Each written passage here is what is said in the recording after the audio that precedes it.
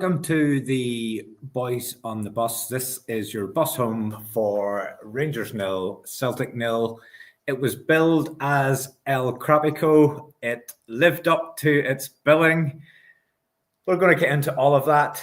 I'm joined today by the gaffer, Phil McGinley. Again, this is him he's just keeping a close eye on me. He doesn't want to give me too much free rein here, so he's on to keep me between the hedges.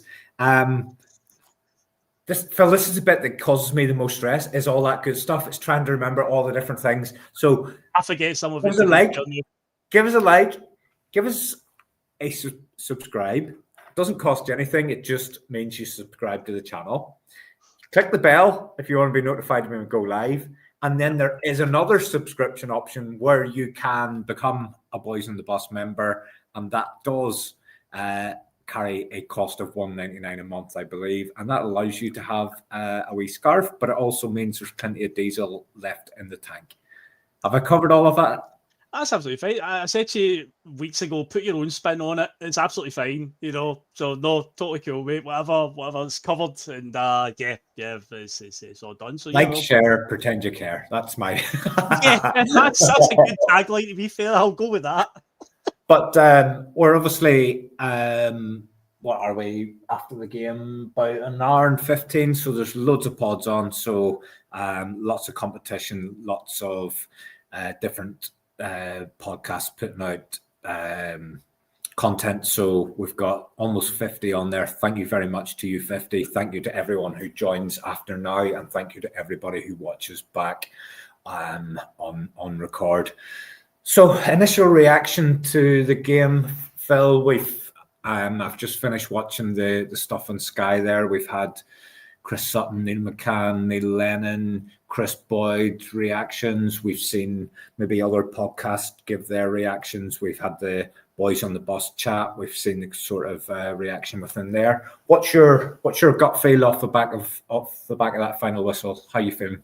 Not surprised by it. I said on Friday, doing the Friday feeling, I felt it was going to be a draw. I did expect it to be a wee bit better than that, but that's now 3 games in the space of 10 days where it's just been, you think you've just seen the worst game that Celtic could have played, the 2 against Kairat.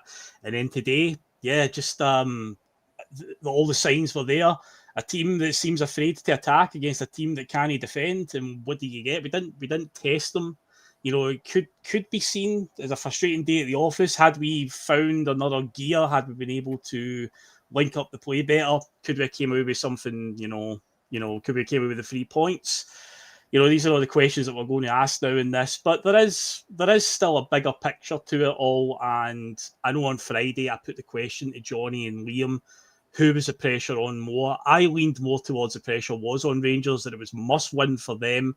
And it was us, although Liam was very much of the opinion it's on Celtic and Brendan Rodgers. And I understand why. We heard the game, the commentator said at one point that in all the games Rangers have played this season, they faced a total of 165 shots on their goal. And we mustered up 2 that were just kind of half chances. So there was a pressure there for us to go and deliver. But now the dust is settling, in the grand scheme of things, a frustrating day at the office. Is it a disaster? No. And overall, it was a game with 2 teams just lacking in quality. Yeah, I'm just having a look here, Phil, from a team lineup, and I don't know if I've saved it or ballsed up or whatever. But anyway, let's touch on the starting lineup. I put a lineup in the Boys on the Bus chat last night, saying what I would pick the team to be. And I also applied a guarantee that if that team was picked, that we wouldn't lose the match. Now, I'm not the cleverest guy, but Brendan Rodgers went with that team, and it was one that myself and David Logue had talked about a few times, and it's come up in some of our pods. We're lamenting about the weakness in the wide areas, but we keep picking the wingers that we're lamenting about.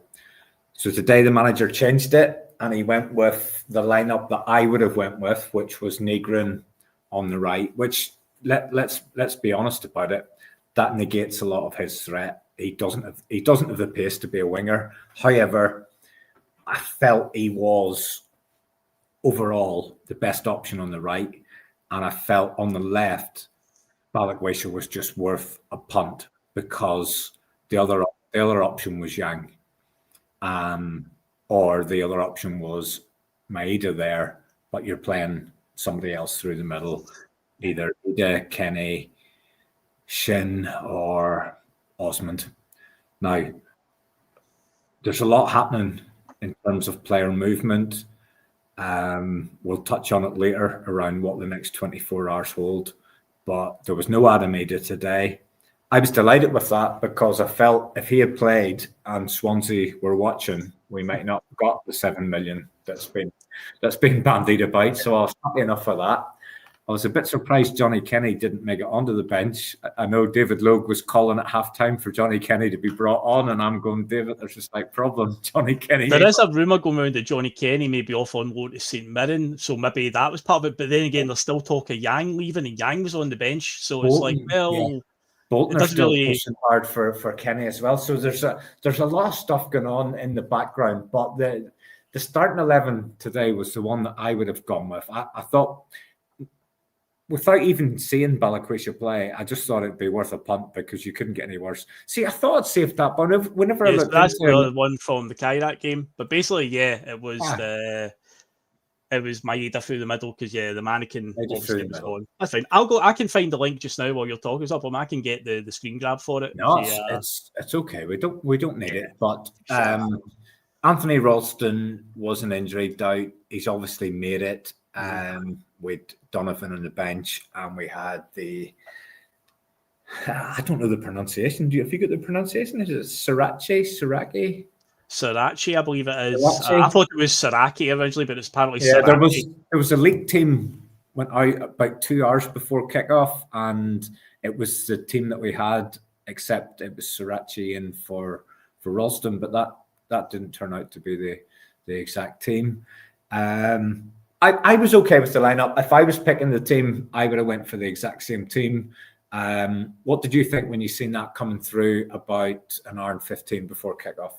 Yeah, I was in the same boat. I felt that as well. What was currently available to us, it was probably the best way to go. I agree with you about Reegan. Obviously, he lacks a bit of pace, a bit like one Lewis Palmer, even though we're told he was a winger. But I thought Reegan's shown enough so far, and even when he has moved out wide, I thought, okay, starting them there, we should get something. But we never looked to test their fullbacks at all.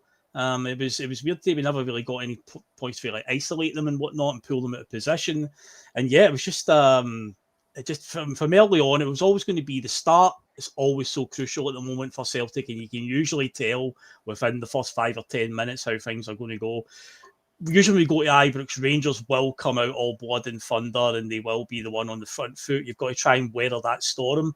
Rangers obviously had a wee bit of the better of it in the early part of the game, but one of the underlying stories here is they didn't officially have a shot on target because the offside goal, which we will talk about as well, doesn't actually count, even though overall did Rangers look more threatening out of the two teams?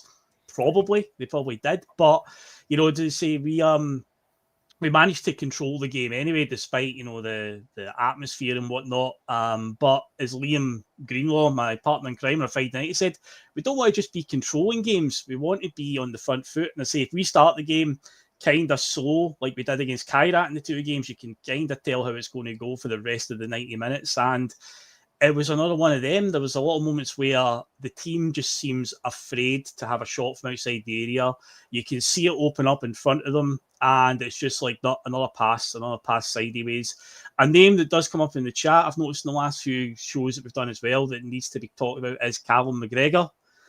Callum McGregor is one of the biggest culprits for the passing sideways and whatnot, and no doubt about it, McGregor has been an unbelievable player over the years, but right now, whatever it is, if it's what he's been asked to do by the manager, or if it's just a case of he on the park as a captain is making these decisions, the amount of times that he comes short for the ball, he's shown for it, which is encouraging. He's shown for the ball only to get it and then pass it back to whoever gave it to him, or pass it sideways instead of being on the front foot. I said in a couple of the most recent shows, against Kairat, you had a team that wasn't willing to come out. Rangers today were opening up and leaving spaces. There was a point in the first half where we tried to get forward and you saw their backline was pretty much on the centre circle, and it's like, that's what we want to pull them out of position, with playing out for the back and break quickly on them. Because look how far up guys like John Suter and that, they're standing in the bloody centre circle.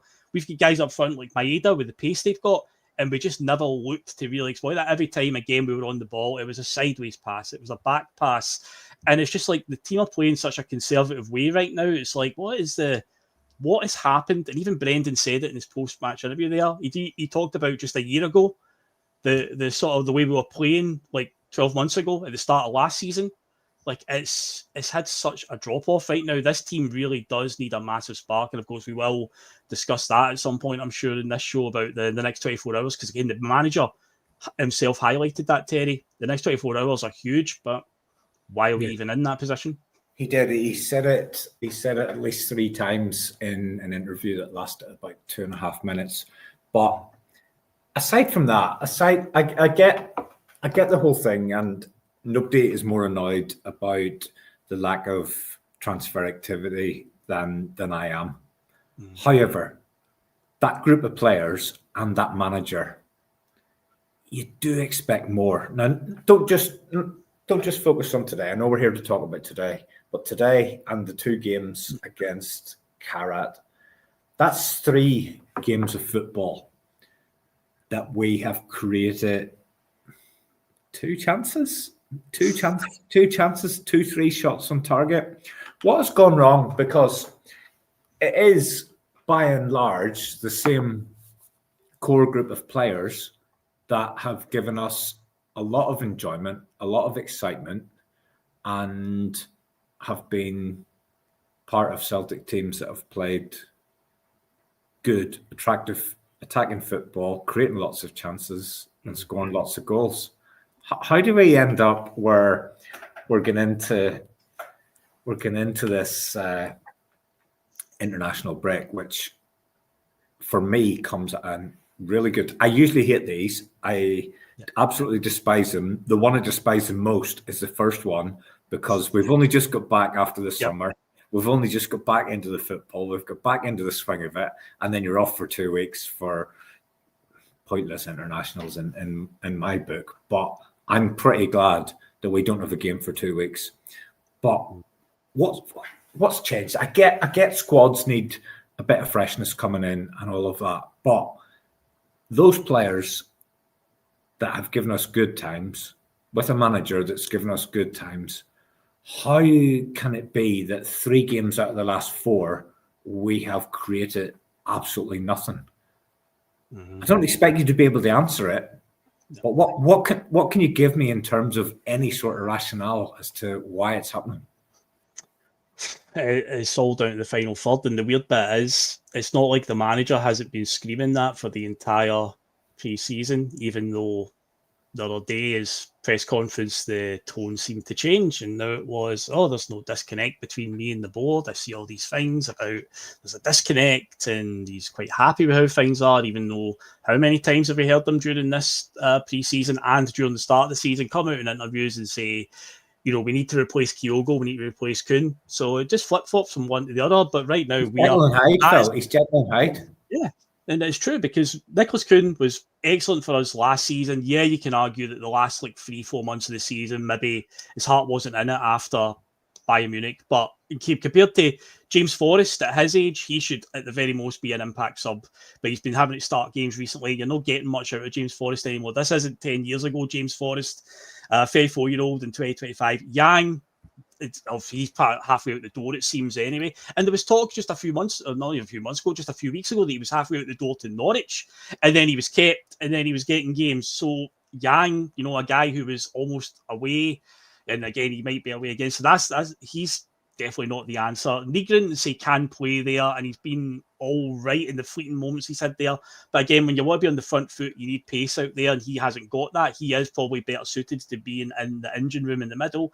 And yeah, Dyson Maeda has been fluctuating between left side and playing through the middle. And right now, Dyson Maeda just looks miles off it.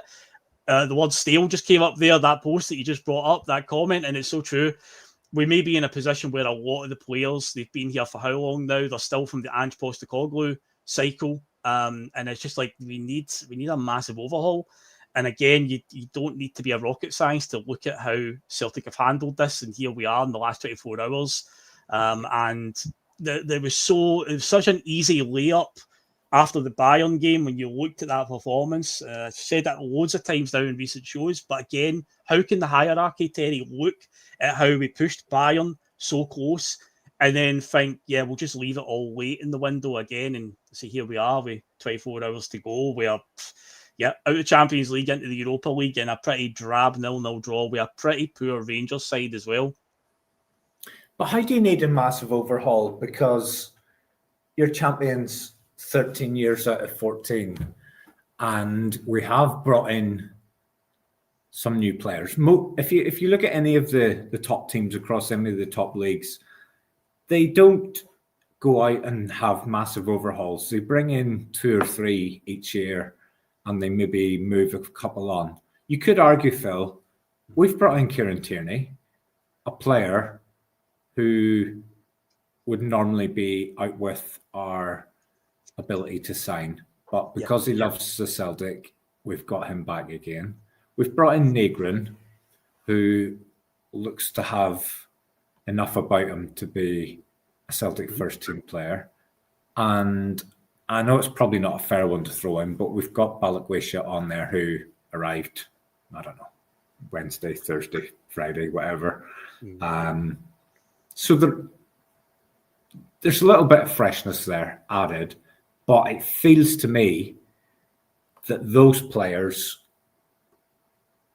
are just coming in and they'll probably end up being reduced to the same sort of mediocrity that's within the squad. At the minute, it doesn't feel like they're coming in and adding freshness. Now, that conflicts what I said about Kieran Tierney after the Aberdeen game, because I was talking about how impressive himself and Johnson were pushing forward. And I think Johnson was a massive loss over these last couple of games. I mean, Anthony Ralston, he had that first season under Ange where we were championing for him to play ahead of Juranovic.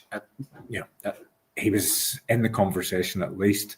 Yep. But today, and when we've needed him, he just looks like a bricklayer playing football. I don't want to do him a disservice. He's an absolute trier, but it now looks like that one season was the outlier in the whole thing. Yeah. And I think he's earned an opportunity to play, and I don't think we need to rush out and try to bring in somebody to replace Johnson. I think the whole point of carrying Anthony Ralston was that if Johnson was out, he could step in. Now, we hadn't probably planned that would have to be for 4 full months, but it is what it is, and I think there's enough competition with Donovan that those two can have a ding-dong over who plays, and Sriracha might be able to play into that as well, albeit as soon as I've seen him today, like his first 5 minutes, all I can think about is Stefan Mahe. He's just a headless chicken going to weigh into challenges, and it's kind of similar profile. Stefan Mahe had played in high-profile games, and this guy's CV has got all these sort of clubs where there's chaotic matches and everything's helter-skelter, and he just comes on and goes right through the back of the young lad, and all I could think about was, Stefan Mahe, because the only thing, without digressing too much, and we have to remember, and let's just take stock, because it's very easy to get caught up in the 90 minutes that we've just watched. But today's game was a league game, and the whole point of the league is that over a period of 38 games, you want to be the best team over that whole period, and that lasts for 9 months. And you will not play at your best every single of those 38 games, but you hope that you're the best team over that 38 game period spanning those 9 months. And let's just step back and take stock that after the first 4 games, we are unbeaten. We've won 3, we've drawn 1. I think that makes us joint top. It does. Hearts drew with Motherwell last week, so yep. Yeah. We haven't conceded a goal in our first 4 games. Correct. If you step back if you don't watch the games and you just look at that position at this point, and we are 6 points ahead of what is historically our biggest rivals. Now you can then argue about how bad they are or whatever else, but in terms of us trying to win the league championship, if you step back, you don't watch the performances, you just look at the data. That's a decent first 4 games, and we're in a decent place. And we've now got a reset of 2 weeks. We haven't done as much as we would like to do in the transfer window, but we expect things to happen in the next 24 hours. Now, it's totally wrong that we're relying on the next 24 hours because the window has been open for months. For me, the window never shuts. Even if you can't sign a player, you can still work on trying to sign a player. You can still identify players. The fact that we're sitting on the last day of the transfer window and we still haven't replaced a guy that we let go in January, it's just completely unacceptable. But and a point I'll just make whenever we're looking at that, we struggle when it comes to bringing players in. It didn't take us too long to accept a bid for Nicholas Kuhn. It didn't take us too long to accept a bid for Kyogo. And the minute there was a rumour about Arameda, he appeared in Swansea within about 10 minutes. So say you drove him down there? No, I would have drove him down, but I didn't even have time to get out of my car because I think Michael Nicholson had drove him down or flew him down on a plane or something. It's almost comical, and it seems to be whenever somebody wants our player, first offer, happy days, no bother, moves them on. But whenever we go for a player, it becomes a problem. But I know I'm rambling, but I've got so many points that I want to try and squeeze in, and I'm squeezing them in at the wrong time. But the next 24 hours are huge. Let's try and just park that for a couple of minutes and get back to the game, which was uneventful. Well, can I add a point to what you were just saying there about the bigger picture of like an outsider looking in? You're correct. They'll look at it and go, "How can Celtic fans be unhappy with that?" You know, they look at the top of the league, no goals conceded. We haven't really looked at any danger in any of the domestic games we've played. And they may look at it and go, "Oh, no wonder Celtic fans are entitled and they're spoiled and all that." But again, this is stats against the eye test. Like stats can prove anything, analytics can prove anything. Yes, Celtic are sitting top of the league, and I expect that over the course of the 30 games, Celtic will go on and win the league. I don't see anything to worry me across the course of a 38-game season. I think we will go on and win it. But right now, the eye test, when you're watching it as a fan, is telling you something very, very different. So I can understand why outsiders looking in at this will be like, why is not happy with this? And it's like, we can see the rot setting in and the staleness with this team. So the next 24 hours are crucial, huge. Okay. That's fine. But if you're a fan of Liverpool or Paris Saint-Germain or Real Madrid or Barcelona, and say your season's 38 games, are you brilliant? Are you brilliant in all 38 games? No. I'm not a big fan. I'm not a big fan of English football, but I watch games. I watch games just for something to do. And I've watched Liverpool in their first 2 games of the season, and I think they have been absolutely bang average. But they've won the 2 games, and they're joint top of the league, and they're the defending champions. But they've been bang average in their first 2. Are their fans going absolutely off their head? And I know it's a different environment and it's a different level, but there was something Brendan Rodgers said one day, and it just resonated with me so much. And I take it into my work, and I take it into my family life, and I take it into everything. And he said, "The sun doesn't shine for you every day." But are we in a state where is it really, really as bad as we're getting on? Is it so bad? Like, I know we're out of the Champions League, but we've been knocked out of the Champions League at the qualifying stage the last 5 times we've tried to do it. Nothing's new there. Unfortunately, yeah. Nothing's new. And we've had as I say, we haven't conceded a goal in the league. We're joint top. We're 6 points clear of our historic main rival. Is it as bad? Is it as bad as our eyes are telling us? Well, I'd much rather be in our position. 6 points in front is huge, even at this stage. You don't want to be 6 points behind at this stage. So, in the grand scheme of things, then yeah, but we're in a position now where we need to make it count in the next 24 hours so that when we do come back from this international break, there is a bit of a spark there. Because I think right now, how many of our forwards have actually scored in any of the games that we have scored in? It's only Dyson Maeda against Falkirk, isn't it? It's been all... Well, Johnny Kenny got one against Livingston, but will Johnny Kenny even be here? Is Johnny Kenny somebody we want to really hang our hat on this season? So it's like the forwards is definitely the priority. That needs to have a bit of a spark because, yeah, we've not conceded a goal for a reason because we have been hard to beat at the back. Our defence is actually dealing with any threat domestically.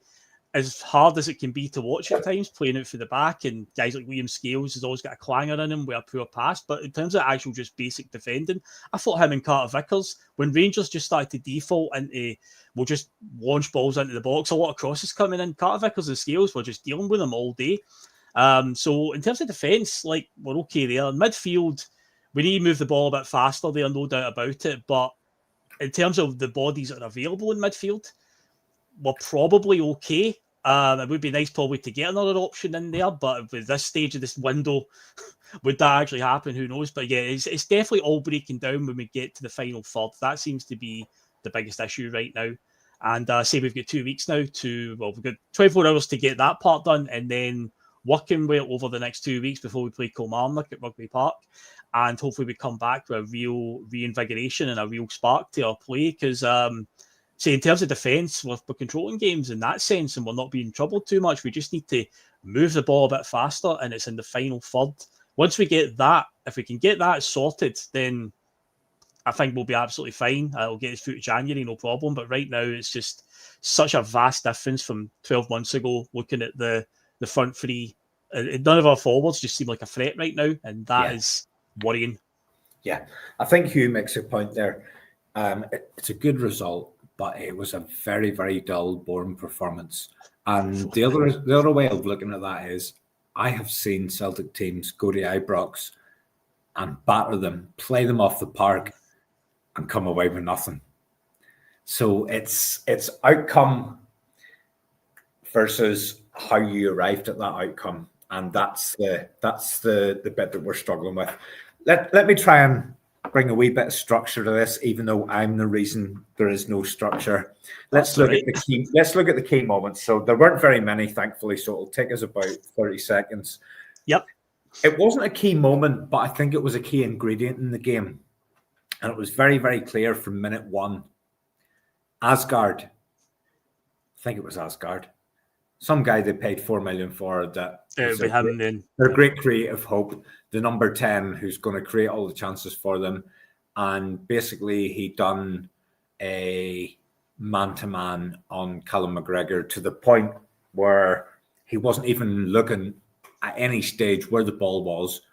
He was just touch tight to McGregor, and he genuinely was touch tight. He actually had his arm out throughout the 90 minutes or whatever period of time he was on, touching Callum McGregor. So Russell Martin, this great ideologist with his vision of how football should be played, has now been backed into a corner where he's now hanging on for grim life or death or whatever way you want to put it. But they put a guy on McGregor. It's a tactic that worked for the previous manager Clement in a few of the games, a few of the Celtic Rangers games. But you could see this guy was just put on there just to track McGregor and try to nullify him. That's a tactic that they've used. They'll probably keep trying to use that tactic. Why has Brendan Rodgers not been able to come up with a way around that? Because the narrative is, if you nullify McGregor, you nullify Celtic. And by putting somebody on him, and it is so much easier to destruct than to create. If you put somebody out there and his sole requirement of his 90 minutes is to stop someone else getting time on the ball, that is a lot easier to do than if you send a guy out there and go, I want you to go and create and be the playmaker and dominate the game. Why can we not find a way around that? I would have thought by playing Engels and Hatate and Negrin, we would have had enough creative midfield players on there that if Callum McGregor's nullified, one of those other three steps up and becomes the playmaker, the guy that joins all the dots, the piece in the jigsaw that brings it all together. What's your thoughts on that? The midfield three last season, at times there was red flags with that exact combination. Engels, Hatate, and McGregor. There was times where I felt that they play too close to each other. It's almost like they're playing on top of each other. At times, they seem to get in each other's way. Hatate, he seems to be on a different, mindset from a lot of the players, where he's always looking for the quick pass to try and move the ball, forward. But nobody around him seems to be doing this, in that same wavelength as him. So often what happens is Hatate tries to ping away a quick pass and just gives it right back. Engels, I'm still at the point where I really want to know what his best role is. I don't think the manager's figured that out yet over a year. Is he a defensive midfielder? Is he a central midfielder? Is he an attacking one? Again, he shows some flashes today. There was one pass that he played was actually really, really good when he tried to ping it out to Balakisha. I think it got intercepted, but it was like one of those ones where you could see the intent there, like the first time pass, big diagonal, and it's like, yeah, he's got those moments, but he doesn't take control of any games. But again, I think that that's down to we don't know what his best midfield role is. And as for McGregor, the reason why they want to put somebody on him is because everything goes through him, like everything. As they call it in the current day, the pivot, the deepest lying midfielder who sits in front of the back line, the way we pass out for the back. McGregor say he'll always show for the ball. He's never ever hiding. He'll always make himself available. But yeah, like Kieran's comment just said, that back pass FC, they give it to McGregor and he literally will just give it back to Scales or Carter Vickers or just knock it sideways.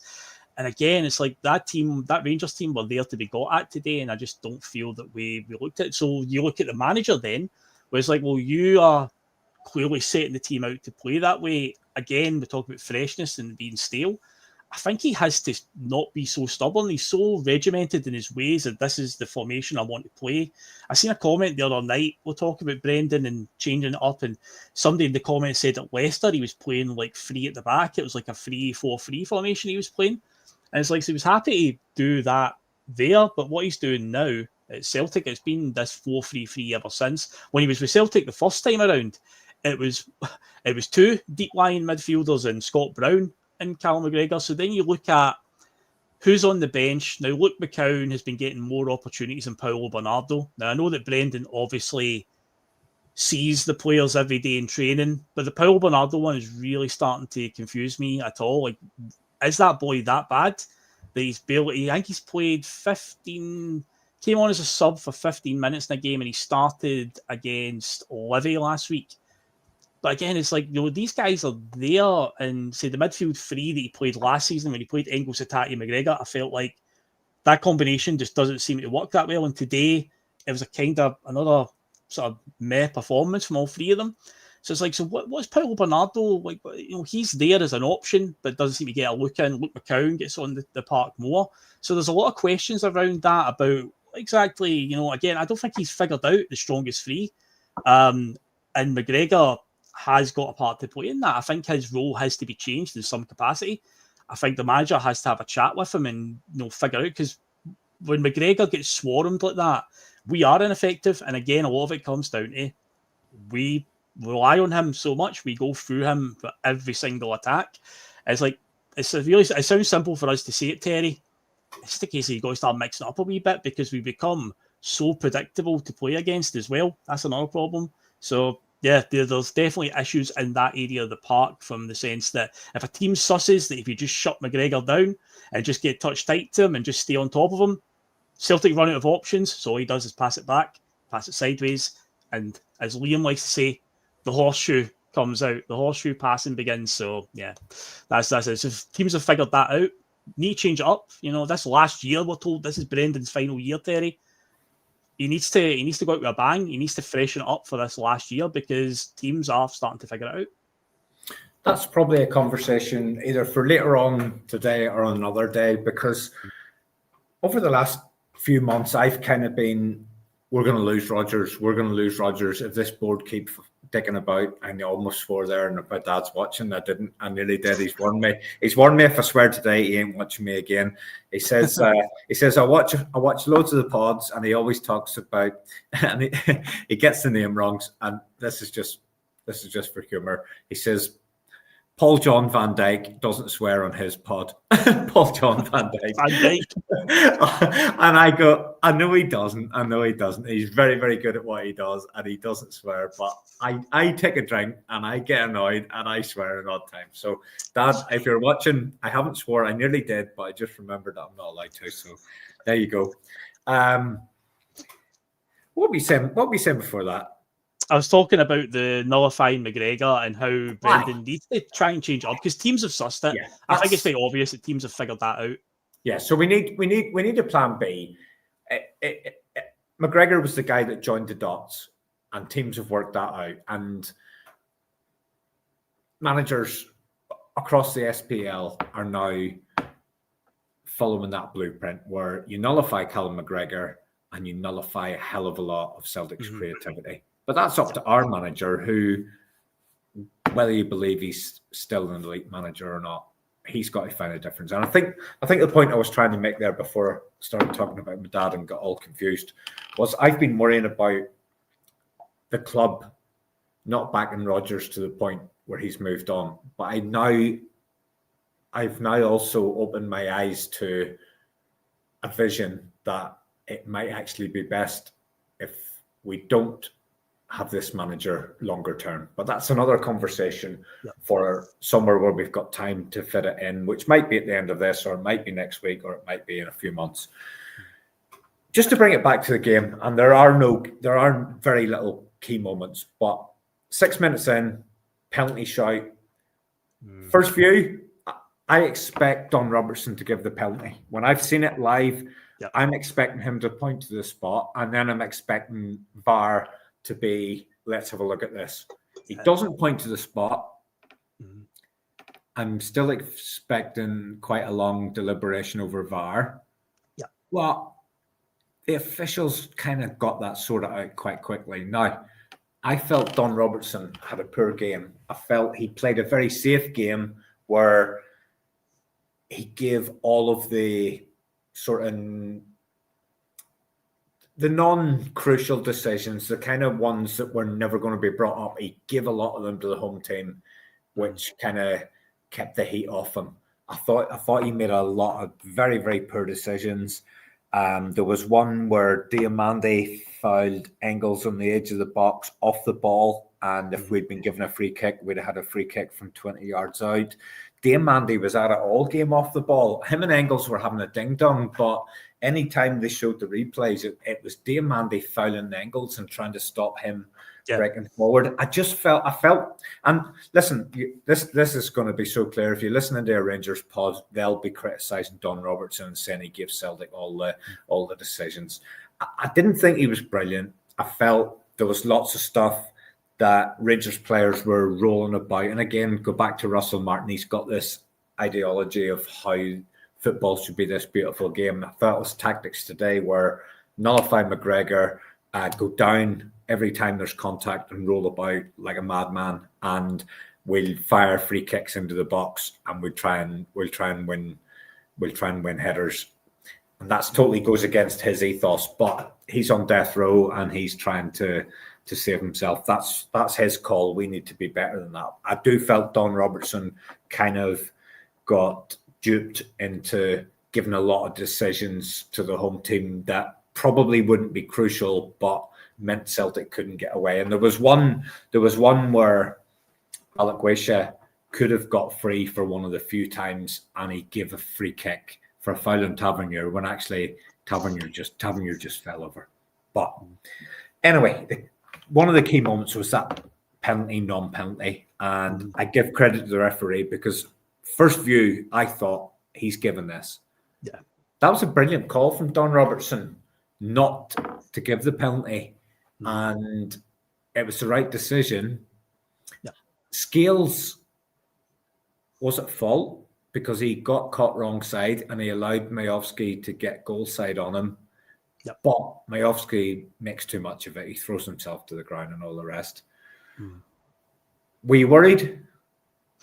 Yeah, anytime a Rangers player does tend to go down and there's a big screaming, especially at Ibrox, I usually am worried. Yes, penalty at Rangers, but in real time, me and my dad just looked at each other like, he's given this here, because you just felt, just when you see it in real time, it just looks like it's just clumsy from William Scales. But then, the replay shows it wasn't a penalty, so it was actually the right call. And I was, again, as soon as the ball went up play, I went, VAR is going to pull this back, because referees nowadays at the same time are not committing to decisions now, because they know they've got the fail safe now of VAR, so just let it run on, and if I'm wrong, they'll correct it.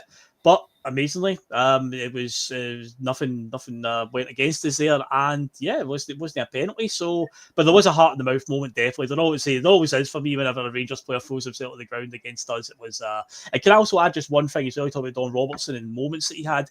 The most scandalous one for me was the one when Dyson ended up with a busted lip, because there were 3 fouls in that. His shirt was getting pulled. There was a wild hand in his face, which resulted in his lip getting busted. And then Conor Barron falls to the ground and handballs it as he falls. And that's why Dyson Maeda's kind of like waiting for the whistle. He thinks, I'm surely getting a free kick here.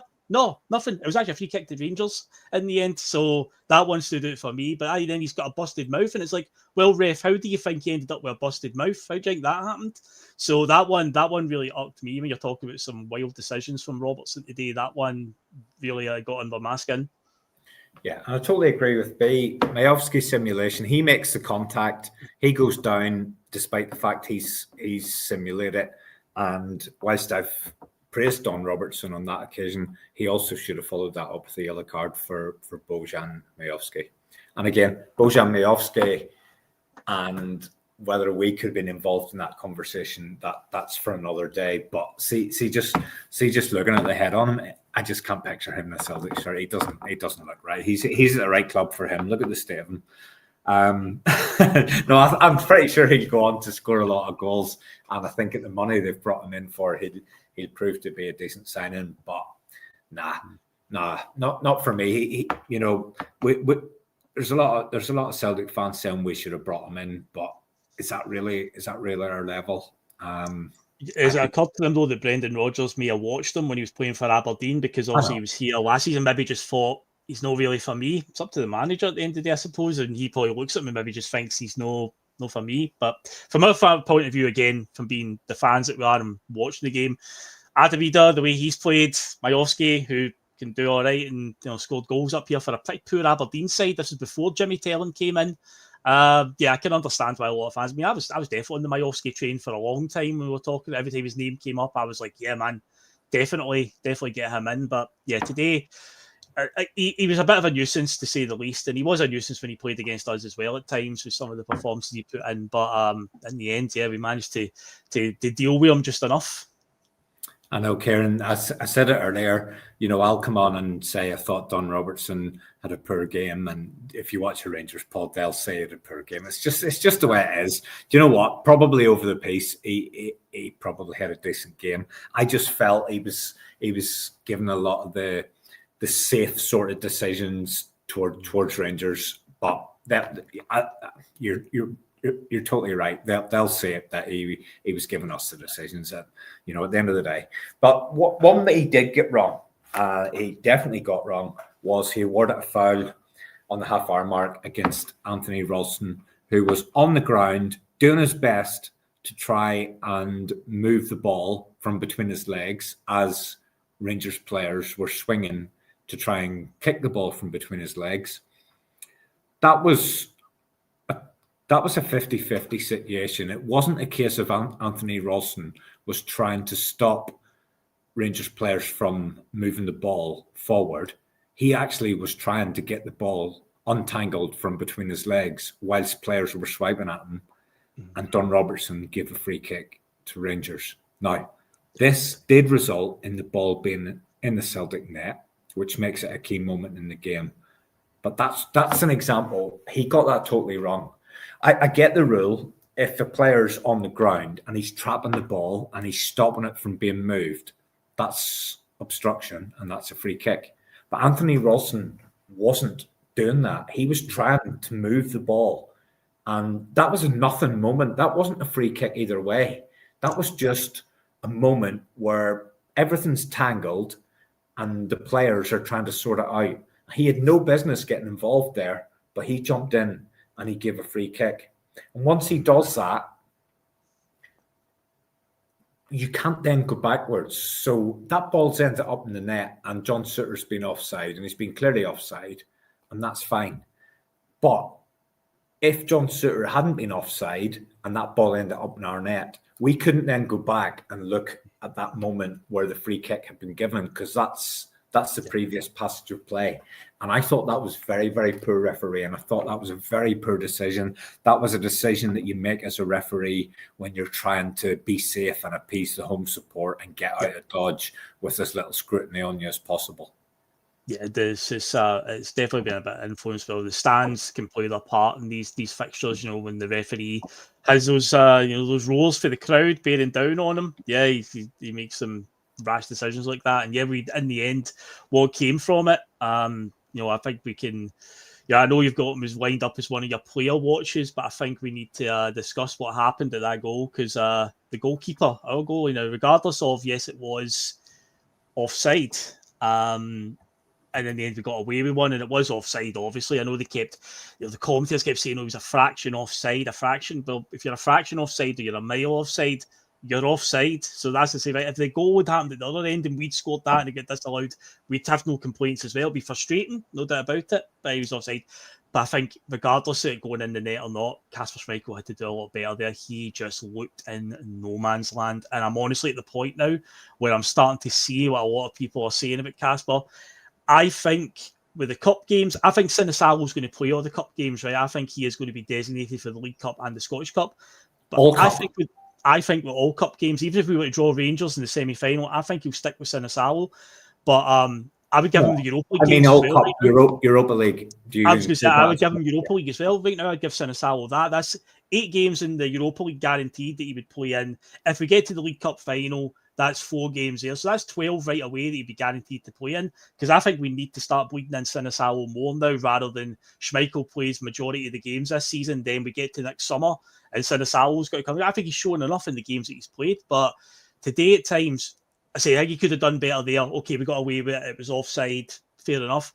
But the passing out for the back was proper heart in the mouth stuff. There was a couple of ropey passes there, Terry, where it's like if Rangers had a faster striker on the park, he could have easily intercepted that and stuck it in an empty net. A few suicide balls from Kasper across the goal and whatnot, or across his box out to like Ralston, or maybe hits it too hard out to somebody and they miscontrol it. And again, it's like, thank God Rangers didn't have do quicker forward. I think Dessers was on the park at that point, so there's definitely no danger of the pace. Troubling is there.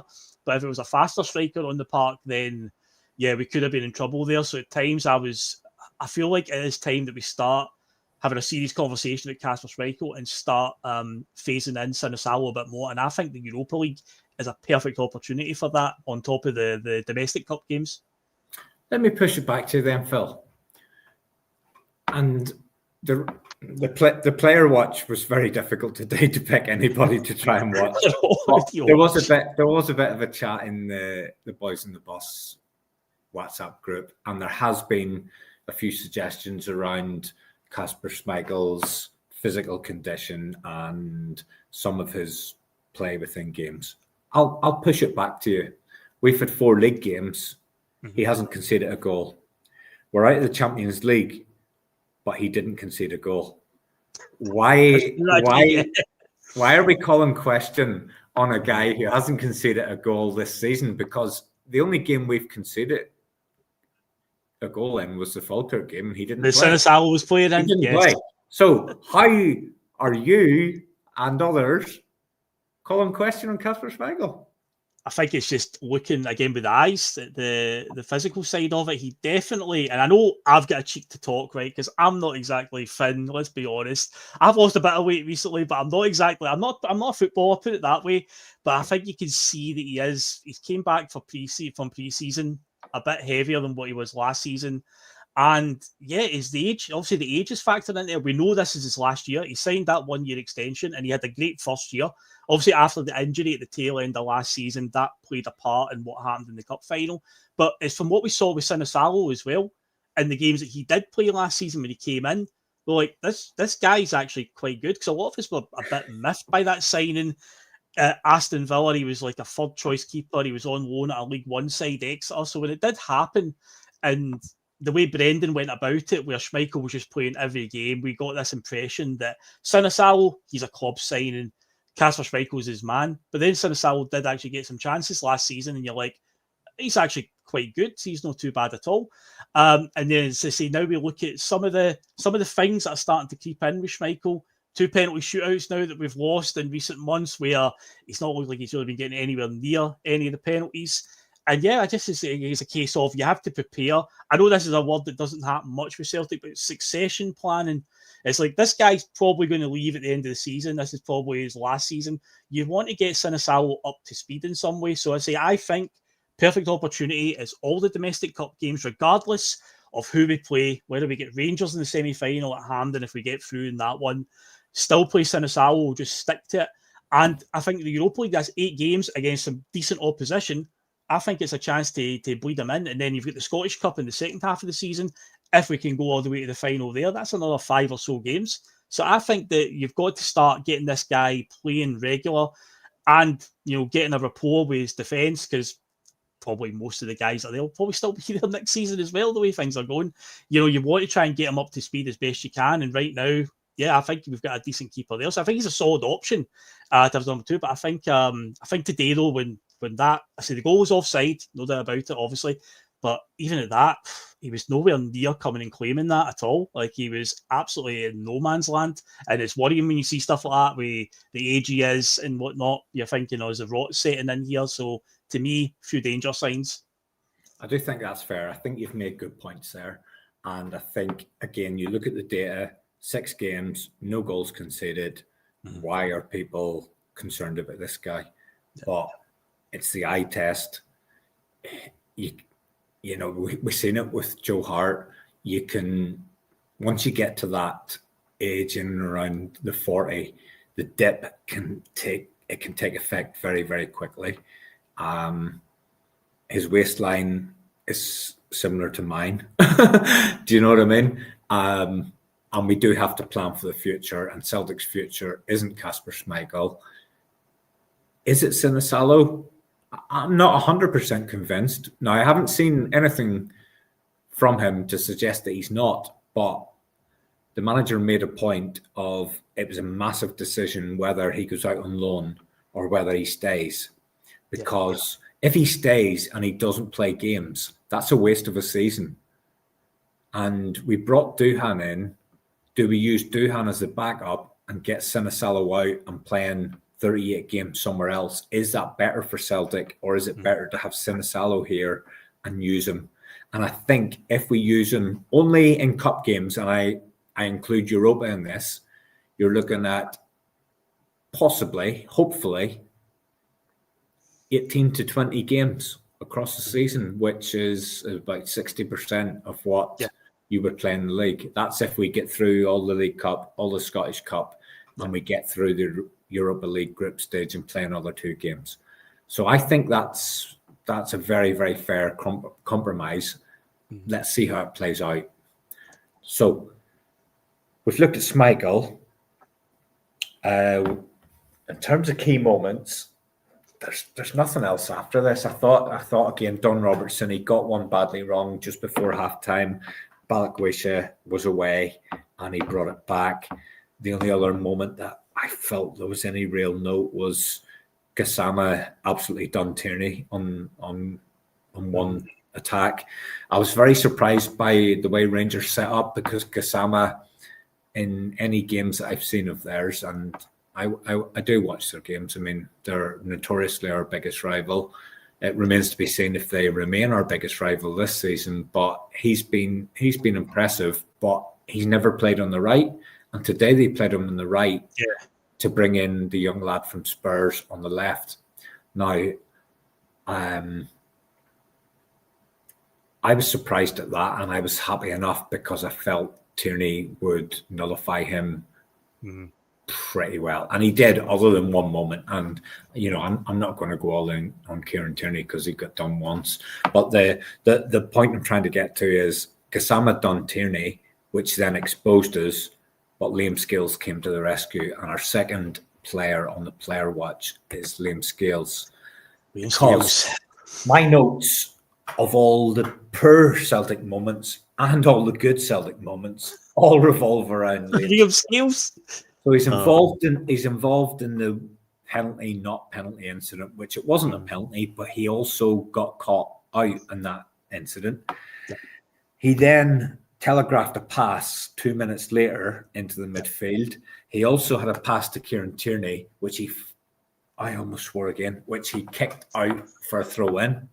But our best defensive moments, our clearances, the most dangerous balls into the box, the one that Gassama fired in after he'd done Tierney down the right, Liam Scales was the guy that was blocking all of those, getting them out for a corner, getting them to safety, getting them out of danger. Any of the high balls that were being fired in from Russell Martin's long ball team. Yeah, they turned into a bit of a long ball team near the end. Huh? Liam Scales won a lot of aerial duels. He also had a lot of key clearances. Was he perfect? By no means. He made lots of mistakes in possession. Possessions is that's the bit. I don't think there's a massive question mark about his defending. It's him bringing the ball out and his distribution and his lack of pace and all those kind of things. But I felt in a very, very poor Celtic performance. Over the pace, he might have been the pick of the players. It's not a bad shout. I said earlier, I think him and Carter Vickers were decent today. I think they dealt with everything, because when Rangers did descend into just put it in the box, every time they got a free kick, Captain Marvel himself, he's got to come and take every fucking set piece. And to be fair, say what you want about Tavernier, he does deliver a half-decent ball, and there was obviously quite a few put in there. But again, I think our defence stood up to it. I've said before about Liam Scales, I think when it comes to the basic fundamentals of defending and just clearing his lines, he's not too bad. There's very few times where I would say that over the last 3 years, there's goals that have been a direct result of him making a complete mess of it. It's quite minimal. But he does play us into a bit of danger with his passing out for the back. But again, this is just the way football is nowadays. I hate it myself. I hate that every manager wants all their defenders and their goalkeeper to be good with their feet and playing out for the back. And Liam Scales, clearly, that's a weak point for him. But the funny bit is, every single player that seems to slot into that left centre-back position over the last 5 years, which includes Ange Postecoglou's team, seems to be, if they're playing it for the back, that is their weak point. Starfelt, who, of course, you were very critical of at the time, and I understand why. Passing it for the back was dreadful. I'll take him in a heartbeat now. His defending, he was fine. And again, like we've looked at Dane Murray recently. Dane Murray's came in and started getting some games. I think Dane Murray, again, big physical force. He's decent enough at defending, winning high balls and whatnot. But again, he's been asked to play. There was a few times he played in that Fall Cup game, the Cup game a few weeks ago, where there was some dodgy passes out from the back and whatnot. So it always feels like the defender who's asked to slot in next to Carter Vickers, despite Carter Vickers being the one you would look at and think, surely he's the one that should be playing the ball out for the back. But even in Carter Vickers currently, would you trust him to do that? It's just the way it is. But I think he settled down today, and once Rangers got into a pattern of just lump it in the box and just try to do something, I think we started to deal with them pretty well. And I think Scales and Carter Vickers, they were fine. But yeah, the passed it for the back is heart in the mouth stuff at times. It really is. I know Russell used to tell me off all the time for looking over my shoulder, but I had the EPL game on there. So Man City have been beat by Brighton. So again, it's just one of those little things. It's no relevance to Celtic, but it just shows that having a great Well, manager and interestingly, great players on a similar doesn't note, guarantee you great results. Honestly, I've got the other Premier League game on. I've got the Nottingham Forest and West Ham game on. Now, West Ham are garbage this season. West Ham just beat them 3-0 with 3 goals in the last 10 minutes. Yes, at Nottingham Forest, who have been a quite decent team. So, yeah, it does show you that every dog can have It's not their easy day. to win football matches, Phil. No. It's not easy to win games, and we expect this team to win and produce excellence every single week, and that's just unrealistic. And whilst you and me are here to talk about today's game, and it was absolutely immense, and we were immense against Cara and over 2 legs.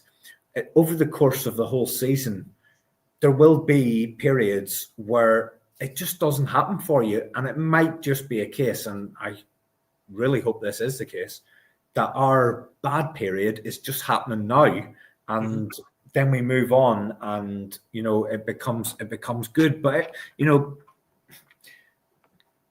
Pep Guardiola is regarded by most people as the best manager of his generation, yet he's overseeing a decline in Manchester City from complete dominance to mediocrity. And he's there, and he still has a bottomless pit of money, and he can get whatever players in he wants, but it doesn't always happen. And I know it's a different level with Celtic, but it's the same principle. Just because you've got the best players and the best manager and the most money, it doesn't mean you just go out there and it just happens automatically. You've got to you've got to earn it. And we're up to 209 in the chat at the minute, and I know there's been a lot of love for some of Pam's points that she's made in the chat, but Pam is also a stickler for people liking the show. So if all 209 of you can like the show, I did start a comment earlier. See that comment that I've got on the screen just now? Patrick James Simpson says Bernardo is also wanting away. We may see some movement there. Interesting. And yes, Gerard Bond became a member. Thank you very much. You'll now have his Celtic scarf next to him on the YouTube chat. But yeah, Bernardo, I don't know if that's like a rumor or if that's now doing the rounds, but Patrick James Simpson saying in the chat that Bernardo wants away. We may see some movement. But I mean, I wouldn't blame him. To be fair, I wouldn't blame him at this point with the way things have went for him. But at the same time, has Bernardo, has he took the chances when he's played? You could argue maybe he hasn't. And again, what is he doing so bad in training and whatnot to no feature as much as he does? Because remember, we dragged that transfer on. Wouldn't be like us, but we did drag that transfer on and try to haggle the deal down to get the best possible value for us, I guess. And we'll wait and see. But that might be a rumor, doing something to keep an eye on in the next 24 hours. Terry, that Bernardo could be off. Well, there was a comment earlier, and it's too far back for me to find it, and I didn't start it at the time. I thought I did, but I didn't. And it basically was, if you don't hit like, Ida and Yang will stay. Blow it up, yeah. Yeah. Exactly. So, hit like, there's 212 of you on. If you want Ida and Yang to go, just hit like. I thought that was funny. Okay, last one on the player watch. Yes, I'm scraping the barrel, but we go for one of the debut guys, Mikael Ange Balakwisha, the name that so many people have got trouble pronouncing. I was glad to see him in from the start. I didn't think he could do any worse than any of the others. Looking at his game, I thought he was safe. I don't think he took very many risks. You can't judge him on this one game. You hope that he comes in and adrenaline gets him through and he has a worthy of a performance. I've seen people already saying he's a dud, which is a complete overreaction. I mean, what are you expecting? We bring in a guy for $5 million. We go to Ibrox. Are you expecting him every time he gets the ball to beat 5 men and put it in the net? It's just unrealistic. Yes, you hope he produces a moment of magic. He didn't do anything wrong. I thought he was a wee bit safe. But again, you're talking about a young lad coming in, totally protracted transfer. Should have been done months ago. Wasn't. He comes in, he's had a couple of days to meet his teammates. I'm not going to call his performance into question in any single way, shape, or form. Did I see enough to think he's going to be the winger that we're after? No, I didn't. But am I prepared to wait and see how he gets on once he settles in? 100%. Yeah, I'm with you on that one. It's one of the fixtures to throw somebody in. It could be the making of them right off the bat. They just take to it easily. And other ones, it was a safe performance. There was a few moments where he had a chance to have a real go at Tavernier right back and never really looked to, He probably hasn't done his homework on Tavernier, because if he'd done his homework on Tavernier, he'd just took him to the cleaners. There was one in the first half where he broke up that left-hand side, and I felt he had more time and space to run into, and he played a quick pass into Maeda, and it just kind of went nowhere, and it was like just kind of summed things up. But no, it was just a sort of meh performance. I'm not going to write too much or read too much into it.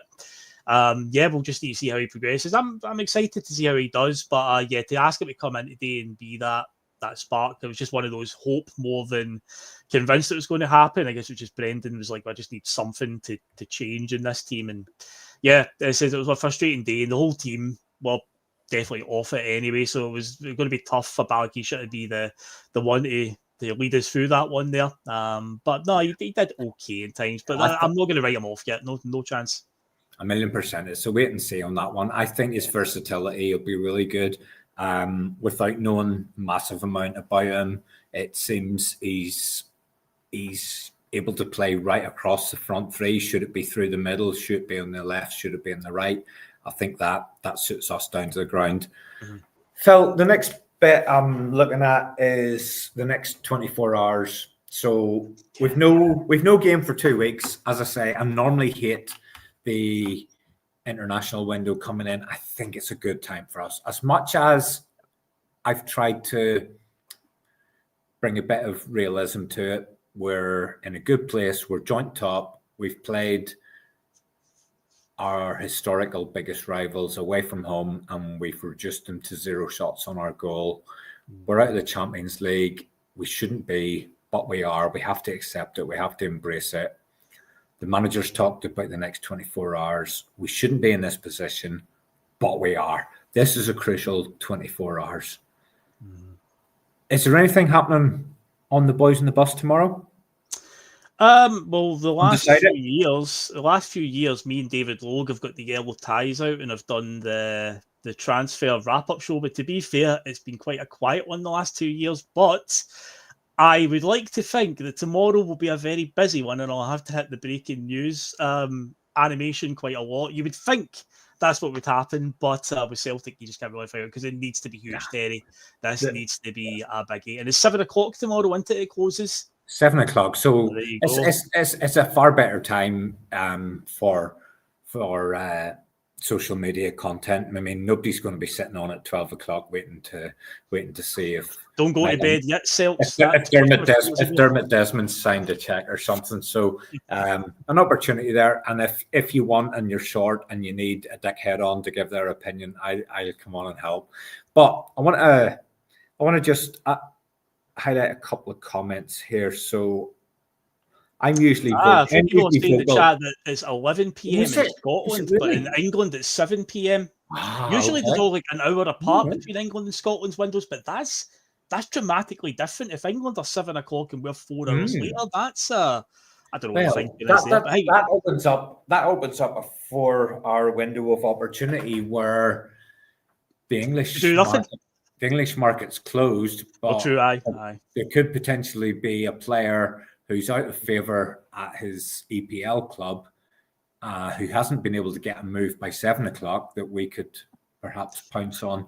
And I think there is an opportunity for that, because we've obviously hoping that Jota comes back in January, February. Mm-hmm. Is there an opportunity to bring in someone? We're not going to sign someone to replace Jota. Could we get someone in on loan just to January to keep things ticking over till Jota comes back?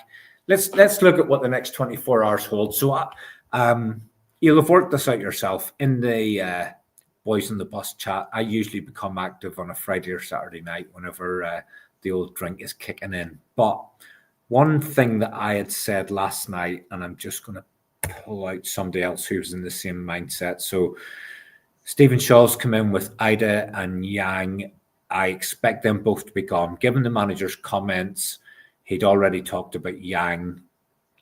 He kind of made some kind of noises that Ida wouldn't go unless he had a replacement. And he did say today he expects Ida to go tomorrow. Brilliant. Get him out of the road.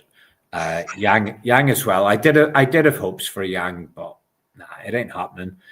He's also mentioned Maida and Bernardo. I'd be worried about that. But let's not focus on the outs. I had sort of made a suggestion last night in a drunken stewmer that at this point in time, I would settle for Boyd and Bowie from Hibs. Now, I don't know if this is just coincidence, but Neil McCann and Chris Boyd also had a little inkling that there might be some interest in Bowie from Hibs. I would take Boyle and Bowie. I would take the two of them at this point. That's what that. But I think that Kieran Bowie looks a player. I think he's got something about. Where's he come from? Oh, good point. Because I don't think he's as young as. No, again, he's not. He's not a kid, like. Yeah, he's not like an 18-year-old wonder kid. Because I mean, I'm really guilty for that with a lot of the teams outside the Celtic and Rangers. I'll be like when we signed Luke McCown from Dundee. I thought Luke McCown was generally a youngster because I don't pay much attention to basically where are we in the league and where are they in the league, because that's what I'm always focused on. As long as we're top, that's what I give it. So this is another one with Bowie, because I learned the other day that he's in his sort of mid-20s now, but he looks decent. He looks like a decent enough player. And yeah, right now with the forward options, that's just got to be the priority for the next 24 hours, because we need to find a spark up there. Celtic right now, for all the years that we're always known for our attacking play and having really exciting wingers and exciting strikers and whatnot, right now we are just so far off it. So that needs to be the priority. As for Martin Boyle, I mean, he does well for Hibs. I don't know if he would be a step up there, but I get what you mean. I can understand the frustration. It's got to the point now where I'll take Boyle and Bowie. Well, I don't think Hibs would let the two of them go, but Bowie is somebody that I think we need to keep an eye on. It could be another John McGinn or a Lennon Miller one where it's a good Scottish talent that's coming through at one of the lower clubs, and we let him slip through the net, and in a year's time he might end up going to the continent, because like Lennon Miller did. Obviously he saw what Scottish players are doing abroad right now and thought, I fancy a bit of that, and fair play to the lad. Bowie, he looks like he's got a wee bit about him. Would you rather him up front than Johnny Kenny right now, as an option? So to me, I think he's worth a look. But Dahlberg is definitely the one that excites me the most. He ticks a lot of boxes. I said on Friday night, I said, if you look at his profile, he is the type of player that we should be looking at every summer. There should be a player of that caliber, that type of age. He's got that sort of pedigree, that CV. We should be looking at them. But here we are with less than 24 hours, whatever it is, to go. And yeah, we now need to get a move on. It's mad that we're here, but at the same time, I don't think many of us are surprised, Terry. It's the typical Celtic transfer story. You go in, you have a bid, it gets rejected. You have another bid, it gets rejected. And before you know it, there's a team from one of the top 5 leagues now showing an interest, and so on. And I think the Martin Boyle deal, Martin Boyle to Celtic was talked about 5 years ago, and that would have been a good move at that time. He's at the wrong end of his career, but it's kind of like when you're at this stage where the clock's ticking and you've got deficiencies in your team, I would take him because he's a bona fide SPL proved player. But is he a forward-thinking signing for Celtic? Absolutely, in no way, shape, or form. And I think this is where some of the problems come in, where people go, Brendan signed off on this player. If you have got a board that are not forward-thinking and a recruitment team that is dysfunctional, and players are presented in front of you, and you're the guy who's got to go yay or nay, you don't know if this is the last player that you'll have an option on. And what are you going to do? Are you going to keep saying no and then you end up with nobody? Or do you just say yay because you don't trust the recruitment department and you don't trust the board to bring you anything better? And I think a lot of the narrative around transfers, my stance is very, very clear. I don't think Brendan Rodgers is involved in the identification of players or the recruitment of players. I do believe he gets an input, and his input is, could you work with this person, yes or no? But I think a lot of his decisions will be made on, I don't trust this recruitment department or board to bring me anyone else. So I'm just going to say yay, because do you know what? See, if I don't and nothing else comes in, then I'm snookered. And I genuinely think this. And again, this is just gut feel, because obviously I have no inclination of what goes on at Celtic Park or how Brendan Rodgers feels, but my gut feel is he's not comfortable with the identification of players. I think he's happy enough for someone else to do that. But I also don't think that the identification of Ada, Engels, Trusty, they're being put out there, and I've said this a few times, they're being put out there as mistakes that Brendan Rodgers made. I really don't believe that Brendan Rodgers has gone to the board or Dermot Desmond or whoever he does his interaction with when it comes to spending big money. I don't think he's gone in there and goes, I want Austin Trusty from Sheffield United. I think he's the answer to our defensive problems. I don't think Brendan Rodgers has identified Arnie Engels as an up-and-coming player in a mid to bottom tier Bundesliga team and goes, I want him in. Those players have been presented to him, and he's been asked to watch a few recordings, and then they've gone, what do you think? Do you think you could work with this guy? And he's gone, well, my past experience is if I don't take this guy, I might get nobody. He looks all right. I'll sign off on that. And all of a sudden that becomes, he's a Brendan signing because he costs 6 million. He's a Brendan signing because he costs 9 million. He's a Brendan signing because he's our record transfer at 11 million. Brendan Rodgers didn't identify Arnie Engels. Cut yourself on. Did Brendan Rodgers identify Austin Trusty as the answer to our defensive problems? Absolutely no chance. Now, what he did identify was Nat Phillips as a stopgap, and he did do that one. The only two that you can really, really hang your hat on that Brendan initiated the conversation were Schmeichel, Nat Phillips, and Nat Phillips was a donkey, and Schmeichel, to be fair, was a decent signing. But again, Schmeichel was brought in because the board wasted 4, 5, 6 months of knowing that Joe Hart was gone, and the best they could come up with was a guy who had been on loan from Aston Villa to Exeter that we now hope will become our best goalkeeper, our first choice goalkeeper. Yeah. But at that time, that probably wasn't enough for us to say he was going to come in there and be Celtic's number one. And he's had to go into his black book. And the same with the Jimmy Vardy rumours. Jimmy Vardy wasn't identified as someone who could come in and do a job for Celtic. Jimmy Vardy was a rumour that came about because Celtic recruitment and board had dithered so much over replacing Kyogo, so much so that we're still here in the last few days, well, the last day of August. Yep. And we haven't replaced Kyogo, who left in January, but we knew last August was leaving.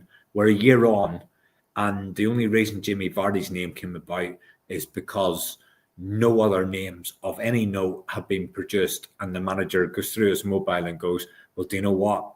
See if I ain't getting anybody, I'll ring Jimmy and I'll bring him up. And that's how that all comes about. So I could be talking absolute shite, but I honestly don't think he's involved in the recruitment of players other than, Brendan, have a look at this video reel. What do you think? Could you go with that? And sometimes he's thinking, if I say no to this, there'll be nobody else brought in, and what do I do? So I'll just say, yay, do you know what? And again, with Inamura, Shin, he hasn't gone and identified those guys. They've been, the club have just said, Brendan, have a look at this reel. It's a YouTube reel. It lasts 8 minutes, and you look at it, and the guy looks class. Do you know what I mean? YouTube reels are great, and I looked at the one from the Tunisian guy that's been linked in the last few days.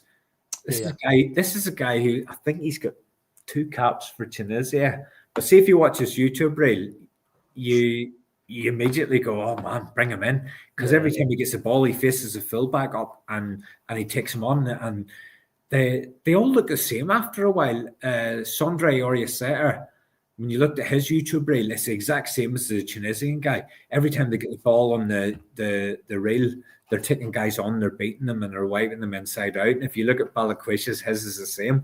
See, if I did a YouTube reel, but all I was up against was old age pensioners, you would look at me and you would go, this guy is a speed merchant. Look at him. So it's all about looking at the level and looking at the class of opposition and all the rest. But long story short, I honestly don't think Rodgers is identifying players. Has he been, like, if you look back to the old days, Phil, and I know this, even in Lenny, when Lenny first came in and he was the manager, there was a process in place where the scouts identified a player. They might have identified him through data, they might have identified him through video, but the process then was he's been identified through video or data, then the head scout goes and watches him live. If the head scout who watches him live likes him, he then feeds that back, and Johan Mjalby goes and watches him live, or Gary Parker goes and watches him live. Yeah. They both like him, or one or the other likes him. Lenny then gets on a plane and goes and watches him live once, twice, 3 times, and then makes a decision. I would be very surprised if Brendan Rodgers has gone live and watched any of these players that are coming in over the spell where he's come in the door. Things have moved on. It's not done the way it was in the old days, but that's not to say the old days were wrong. Do you know what I mean? If I was Brendan Rodgers, and I know he's got lots to do, I know he's got lots of responsibility, if I'm signing off on a player, I want to go and watch that guy live. And what happened to all this finding out about a player's mindset, his mentality, his personality, and all of that kind of thing? Do you know what I mean? Is that still happening? Are we doing our due diligence? Are we looking at a player? Are we trying to understand if he's going to come in and fit with the group? Has he been away from home before? Has he settled? Has he not settled? Some of this stuff seems just a wee bit scattergun, where it's just fire out loads of bullets and hope one of them hits, or fire enough shit against the wall and hope some of it sticks, that kind of thing. I just think the game's moved on. I don't think there's as much of the old scout at a match with a Fergus McCann style bonnet on, watching a game and having a fag and just keeping an eye on the game and picking out a player. I don't think that happens anymore. And I think anytime money's spent at Celtic, it's Brendan money. We've spent money, so it's Brendan's guy. I don't think that's the case. I honestly, the only 2 that I can pin back to him is Nat Phillips and Kasper Schmeichel. I honestly do not think Brendan Rodgers has gone to anybody and said, I need Austin Trusty, or I need Arnie Engels, or I need Adam Maida. I just think it's moved on from that. But anyway, I'm rambling, I'm talking shit. What does the next 24 hours bring? Because Brendan mentioned the next 24 hours being crucial in his post-match. It's, for me, there's 3 players coming in tomorrow. It's either 2 strikers and a winger, or 2 wingers and a striker. I don't see it being any other makeup. Before I ask you about names, do you agree with that, or do you think there's any other areas that we're going to need to strengthen? Those are priority ones. So I would say, a 3. I'd like to think there is 3 coming in, where it is 2 wingers, 1 striker, or vice versa. But those are the ones as a matter of priority. If it's true that Bernardo's off ski, then maybe something else in midfield. But the problem is as well, we're so tight now to the deadline. To bring in that many players, it's going to be a hell of a turnaround. They'd have to work seriously quick and seriously efficiently. And again, with a lot of things you've just highlighted there about the process and whatnot, it's like, would they be able to do that? Would they be able to identify those players and bring them in? Because I would love to just be privy to the whole the whole system and how exactly it does work nowadays. Because you're right, the game has changed massively in how you identify a player, and the eye test seems to not be a thing anymore. It's all about analytics and data and whatnot. Yeah, but Brendan, he's always harped on about, we need to get in quality, and he's kept saying that. And of course, he's totally right in that sense, but it just makes me think, well, what are the scouts doing? What are the scouting team doing? Are they coming to him and every single player they recommend? Does Brendan go, nah, not him, not the quality I'm looking for? So it's like, I can't imagine that the scouting team are sitting around doing nothing, just like playing with a mobile phone all day and just no doing anything. There has to be some sort of communication between the manager and the team in terms of the recruitment, and just say, look, we've identified this guy. So the fact that, we very, the links that come out with us are very few and far between during the summer. And it's like you would expect it to be a bit more than that. But yeah, it does make me wonder, how does the process actually work from point A to point B? How many players are getting recommended to Brendan in that time? We don't know. Again, I say we just get these vague sound bites about we need to bring in quality. So what are they actually identifying? And yeah, would you trust them? And, to get all the players over the line between now and tomorrow. We shouldn't be in this position. It shouldn't have got to this stage, but this is the waters that we swim in, and we'll just need to get on with it. I say it's so crucial now that we do find some kind of spark and some kind of invigoration from whatever people come across the line between now and tomorrow night. So 11 o'clock does seem to be the confirmed deadline for us. So yeah, you are right. We've got that extra 4 hours over England. Are we going to have to rely on getting somebody that's been outcasted down in England from, their match day squads? Because they've got to register a 25-man squad, I believe, for the Premier League games. So there is going to be some guys that are going to be left out come 7 o'clock tomorrow in England. And we've just got to go by what Brendan said in the post-match interview. Obviously, he looked a wee bit scunnered as well when he was getting interviewed about just the general game, but he was asked a few times again those same questions. He's had to answer a lot, Terry, about players coming in. I don't know if it was more he was scunnered about asking that again, but again he was just saying, I'll speak to the guys when I get back to Celtic Park, as in, Nicholson and all the rest of the board. He'll speak to them, and yeah, it's in the hands of the gods now. But definitely need to be looking at forwards. That is the absolute priority right now, because that is the biggest issue. Defensively, we're coping okay. We're not getting tested that much in terms of domestically. The numbers show that, and even the games that we've played show that, because very few teams have actually forced a chance on us. But it's just everything breaks down when we get to the final third. So it needs to be all guns blazing on that between now and tomorrow night. Has to be. I've put that comment up there, and there's been a few comments about Gogic. No, I wouldn't be going for Gogic. But what I sometimes do is I sometimes have put myself in the mindset of, if I was a Rangers or a Hibs or a Hearts or an Aberdeen, and I was trying to build a team to win the SPL with a certain amount of money, what kind of players would I go out and identify that I think I could get that done with? And in every one of those scenarios, I'd be going Gogic. So I'm not for 1 minute advocating Celtic go and sign Gogic, but if I was the manager of Rangers, Hearts, Hibs, Aberdeen, and I was trying to build a strong team on a budget to go out and do battle, I'd be going for Gogic all day long. Like a couple of $100,000 would get you Gogic. I'd be going that every single day. Gogic is better. If I look at that guy that played for Rangers beside Suter today, him or Gogic, or the one that they spent $3 million on, Fernandez, you'd be going Gogic all day long. So that's why I highlighted that comment. Okay, so we're talking 2 wingers and a striker, or 2 strikers and a winger. I don't know. I think we'll be busy tomorrow, Phil. I genuinely think we'll be busy. Brendan seemed to indicate that. He did seem to indicate when he got asked, do you expect to be busy tomorrow? And I think his answer was, we have to be. So we have to be big time. Yeah. But again, why are we even here in the first place? Why has it got to this stage? But I know, and you can ask, why are we here? And you can ask, why are we out of the Champions League?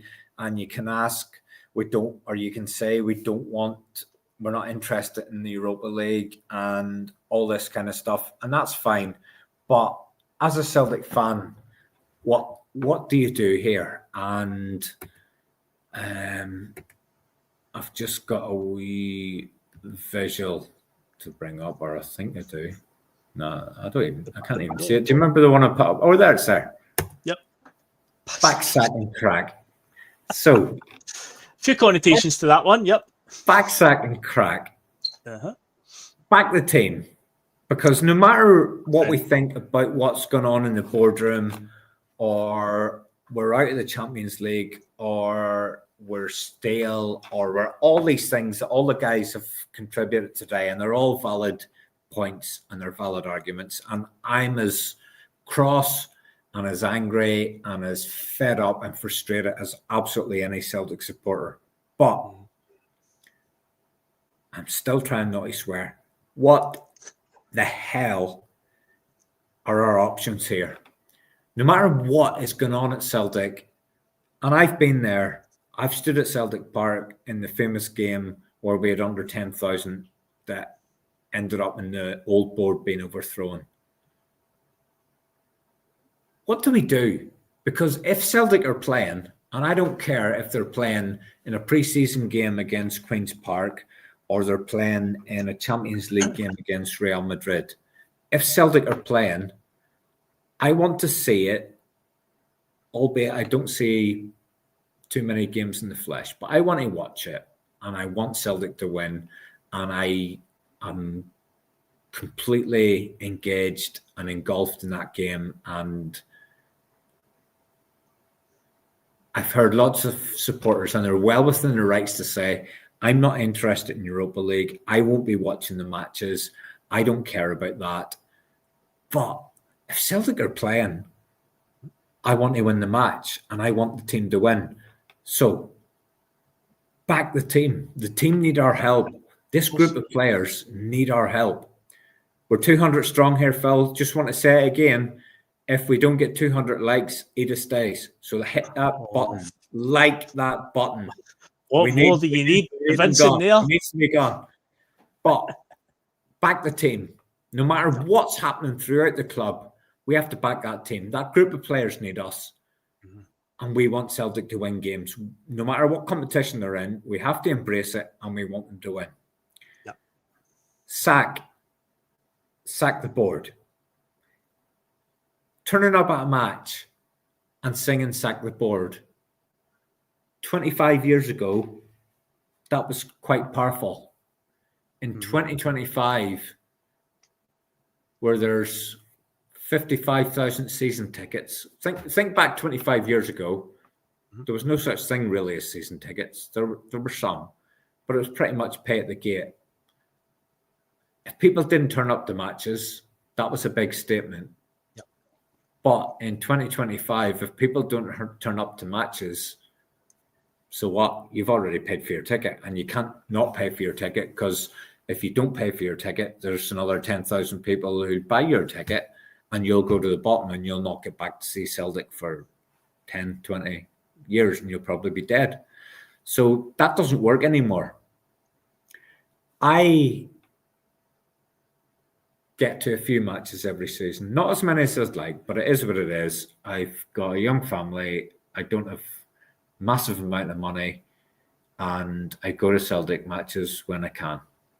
But if I was trying to make a statement against this board, my statement would be to arrive in Scotland on the 8:15 flight into Glasgow at 9:15, go and get absolutely juiced in any bar that'll let me in, turn up at Celtic Park for about 11:30, 12 o'clock, wait for Peter Lawwell, Michael Nicholson, and a few people to walk up and shout abuse at them. That would be my contribution to try and oust this board, or to try and tempt them into behaving differently.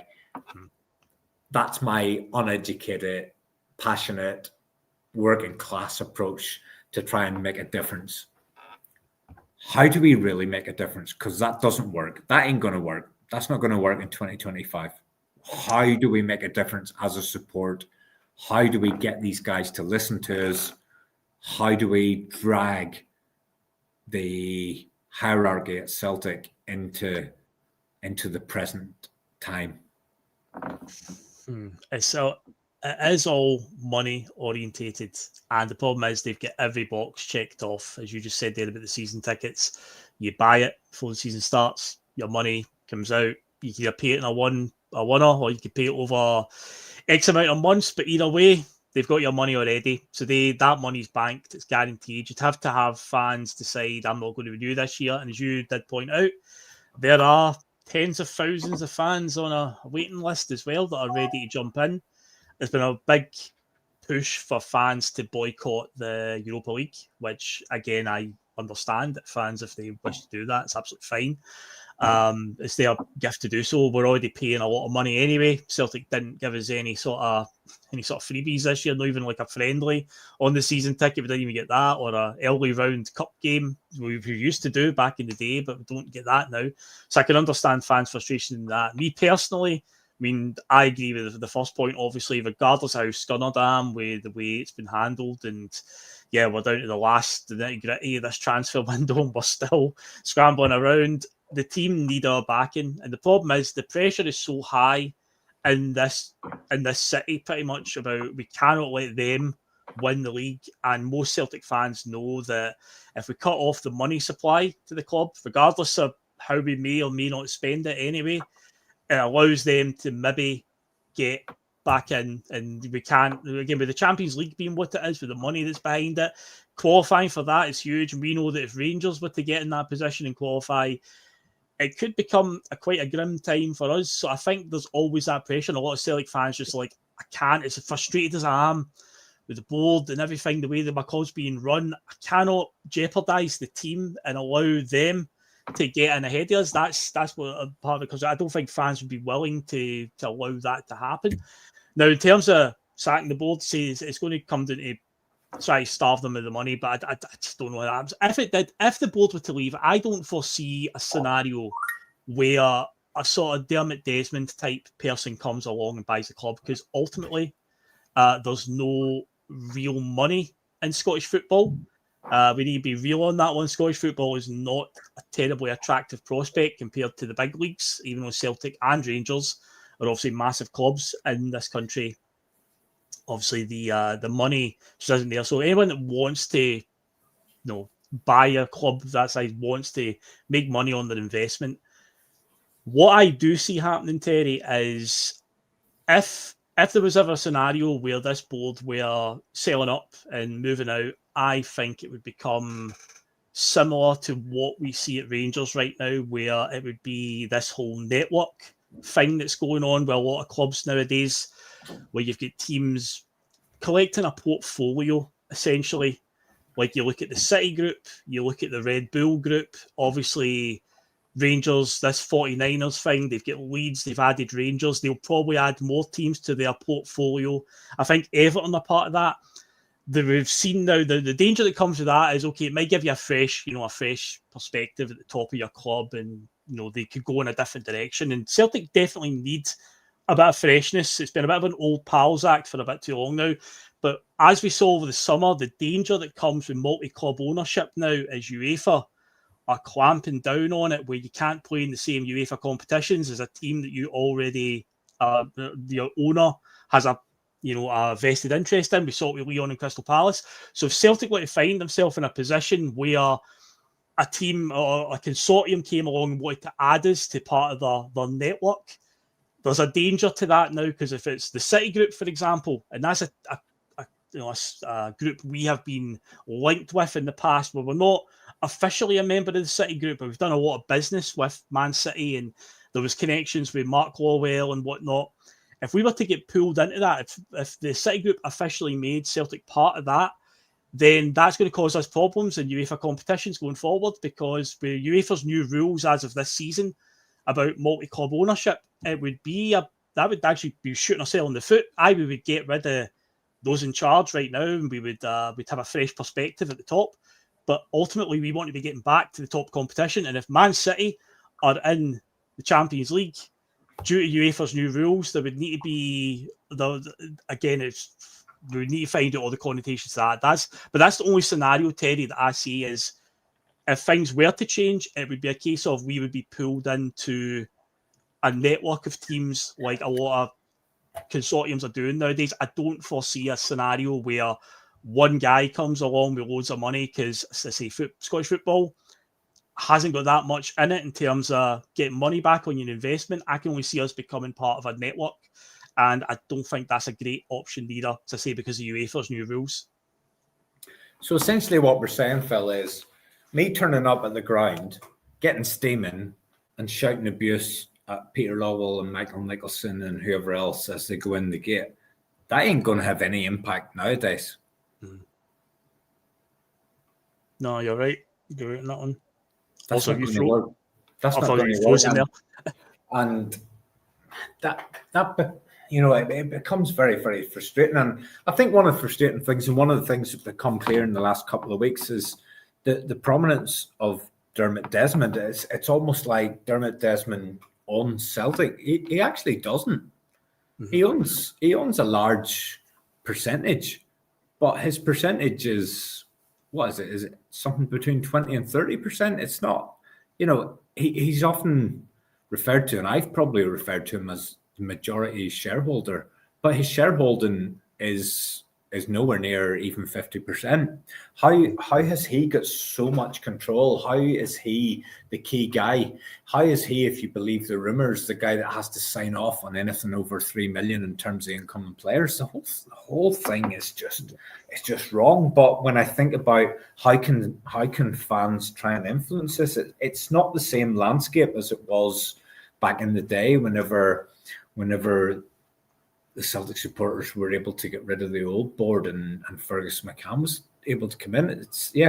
Jim C comes in 34, so it makes him a majority shareholder, but he's made it quite clear he's no intention of selling his shares. We would need him to decide that it's time to sell up my shares, but would they, you know, if I had to give it, he just sell them to his son, essentially? What would happen there? Because again, we don't know, but yeah, we're in this weird position right now where we definitely need a fresh perspective at the top of the club right now, and for them to see the bigger picture here about what Celtic can be.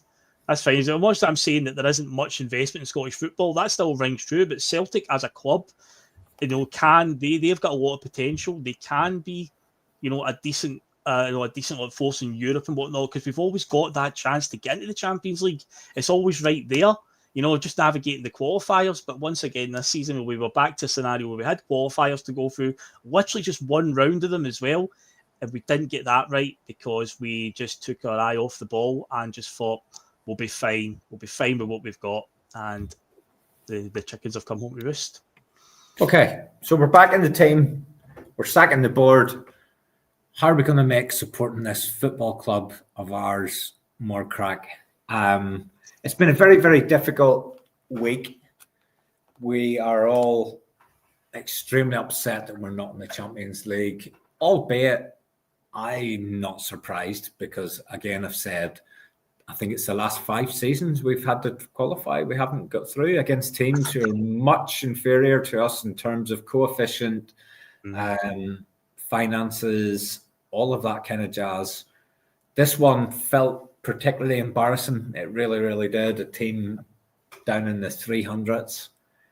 But if we can't get ourselves beyond that, it's going to be a very depressing season.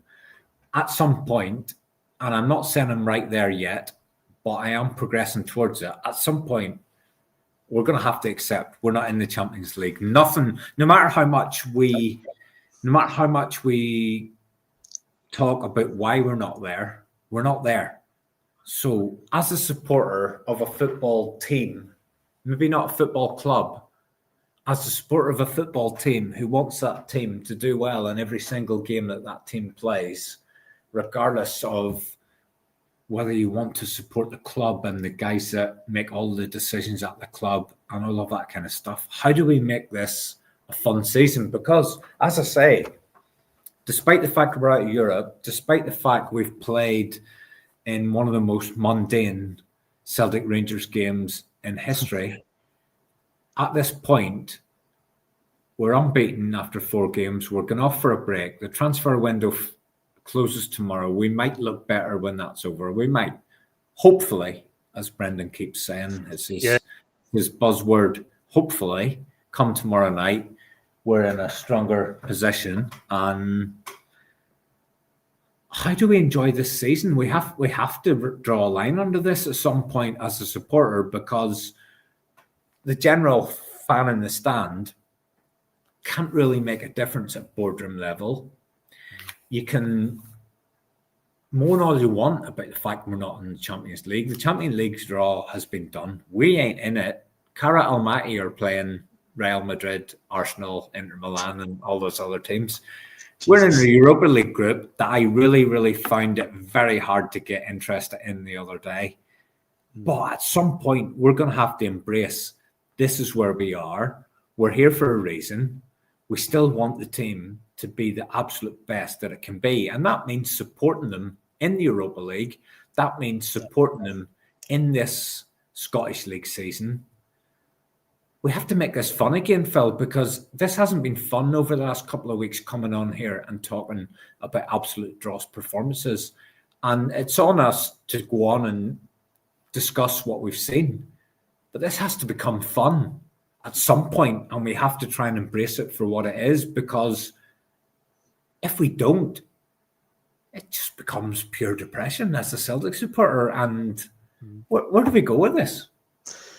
Again, we just need to just get behind the team and back them. What we need to hope for is when we come back from this international break that there's a real spark in our play, because we don't play Rangers now again in the league anyway until January. So we've got quite a time before we play them. So between now and then, we need to be. What are you worried about them for? Are they the biggest challenge? I know. Are they the biggest challenge? They will come through. They will be the second place team. Let's talk that Hearts might not. No, Hearts won't last the pace. Aberdeen had an amazing start last season. They were gone by December. They were way out it by then. So it's like Hearts won't last the pace neither. It's going to be Rangers will come and be our nearest challenger. So between now and then, we need to get as many points on the board. There is also a cup final between now and the next time we play them. We might get drawn against them in the semi-final. I'll have to play them in the final. We're going to have to, obviously, have a winner on that day if that happens, because extra time and penalties will happen. So we'll need to definitely find our spark by then. So you just need to hope that what happens in the next 24 hours gives us that invigoration, and it's exciting, this attack of football. Because just a year ago, and Brendan even highlighted it today, it's like just a year ago, we were playing quite exciting stuff. We were going to Hibs, a ground that, Easter Road has been one that's troubled Brendan. We had them beaten in the first 20 minutes, no problem. I remember us putting 4 goals past Hearts at Tynecastle in the first half of last season, beat them, I think, 4-1 in the end. We beat Rangers 3-0 in the first meeting last season as well. We were blowing teams away for that first 6 months or so. Somewhere in the middle, it just became stale. And we just need to hope now, and after we come close of play tomorrow night, that we've got those players in, we go away, we recharge over the 2 weeks and figure out the identity of this team, because that's what I feel it lacks right now, a real identity. And then we come back, Kilmarnock at Rugby Park, I think it is. Just need to get back and hit the ground running. So Reegan just go and batter teams until we play Rangers again in January. That'll be the next time we meet them. So in the league anyway. So it's just get that. And with the Europa League stuff, I understand where you're coming from about the group. I feel like if we get off to a good start there, and I think our first game is Red Star Belgrade away, which is probably going to be the most hostile away game, so we're getting that one out of the way first. But I think if we make the home games count, and I think when that Roma game comes along as well, which is in December, if we make a bit of a fist of that, and right now the squad is in no position to make a fist of it, we need to have some serious additions there.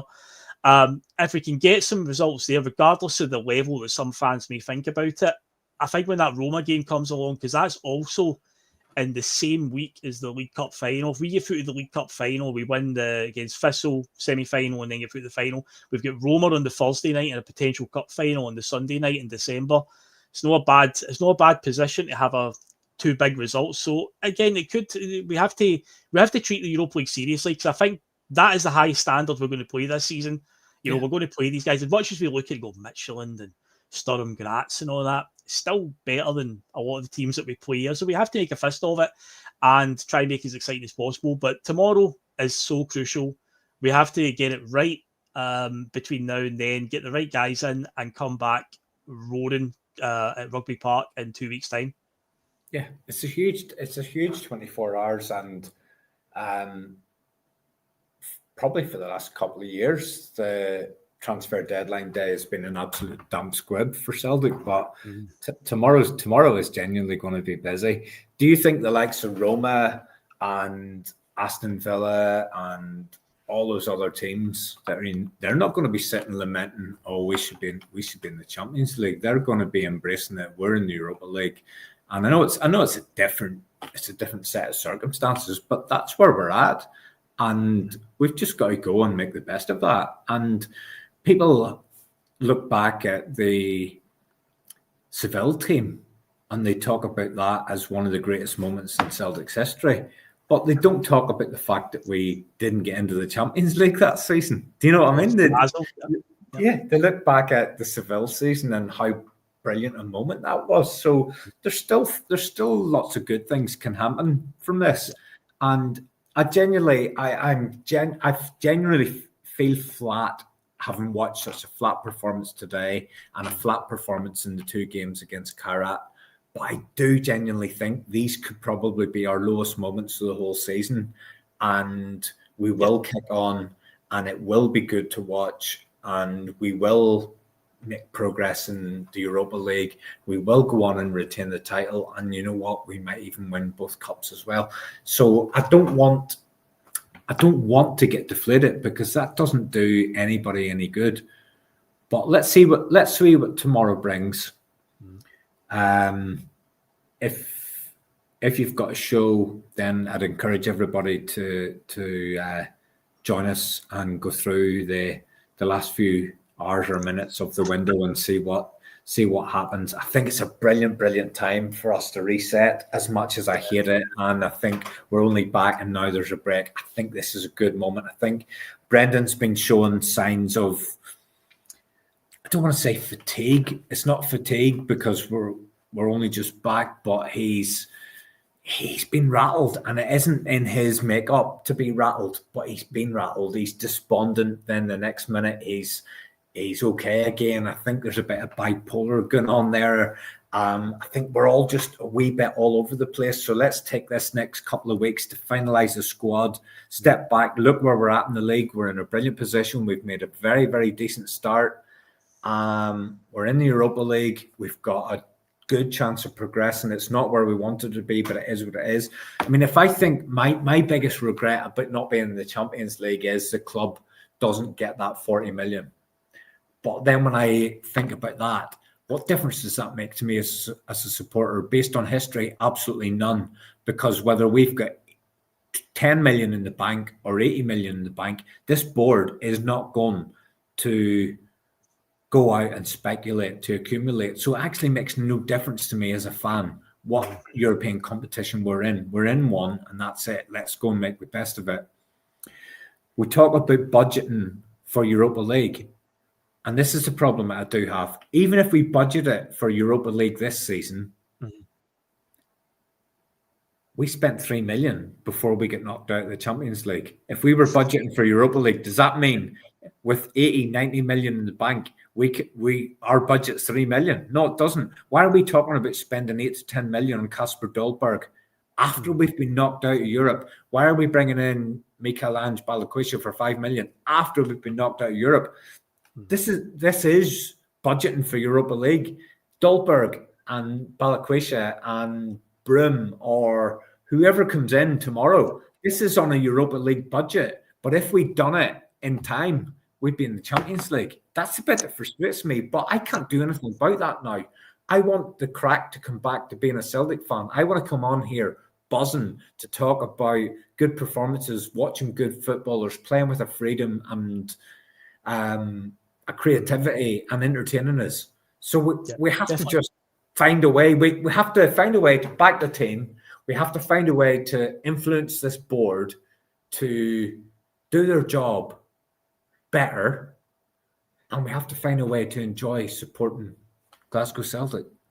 That's it. That is definitely what needs to happen. But Terry, can you believe it that we've nearly done 2 hours?